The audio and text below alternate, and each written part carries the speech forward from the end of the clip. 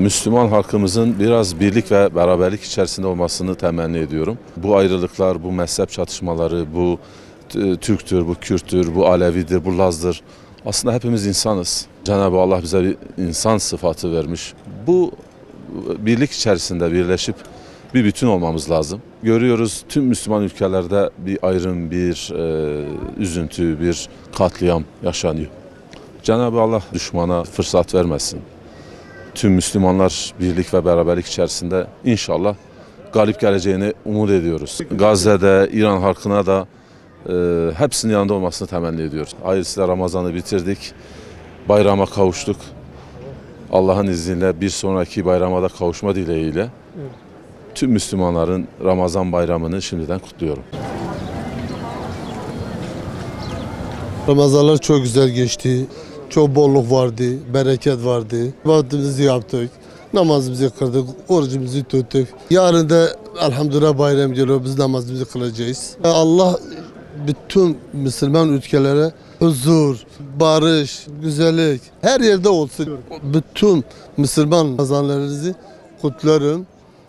Allah mübarek olsun. Ramazan çok güzel geçti. Namazlarımızı kıldık. Yani Siirt değil, bütün Türkiye'nin bayramını kutluyorum. Allah bütün hastalara acil şifa versin. Abi kriz çok. Evet. Çok zor durumdayız yani. Öyle bir zor durumdayız ki hani bir şey alınmıyor. Rabbim bu günleri geride bıraksın, artık bir daha önümüze getirmesin. Evet. Bütün herkes sevinsin ya, ucuz olsun, herkes sevinsin. Bütün İslam alemini bayramını kutluyorum. Bu savaşlar da bitsin abi. Bu savaş dursun, bu katliam dursun. Olmasın abi. Çoluk çocuk ölmesin. Savaşların olmamasını, bitmesini istiyoruz. Ama bu şekilde giderse mümkün değil. Bizi de sokacaklar içine. Zaten çabaları bu. Başka ne diyeceğim? Herkese sağlık, sıhhatli, iyi günler dilerim. Dünya petrol tek kaleme geçirmek istediler. Yani açıkçası gasp. Gasp yani. Şu anki durumda gasp. Peki İsrail Amerika o kadar vurdu. Senin evin başını yıkılsa, senin başına bomba yağsa, ortada kalsan ne yapan açsız değil. İsrail vuruyor, Amerika vuruyor, İsrail vuruyor ama niye vuruyor? Garibanın tepesine vuruyor. Ne yapacak ya? En son Türkiye kaldı. Türkiye de vuracak. Cenab-ı Allah herkese huzur, düzen, sağlık, sıhhat, barış nasip etsin. İnşallah geleceğimiz daha iyi olur. Tüm İslam alemine hayırlı bayramlar dilerim. Ramazan bayramımızın dünyaya, ülkemize barış getirmesi dileğiyle Allah'tan dilediğimiz bu şu an. Yani bu savaş buhranından biraz önce çıkması dileğimiz bu. Orucumuzu tuttuk, bitirdik. İnşallah yarın bayramdır. Bütün Türkiye Cumhuriyeti'nden bayramı kutluyorum da. İnşallah bu savaşta da inşallah son verecekler.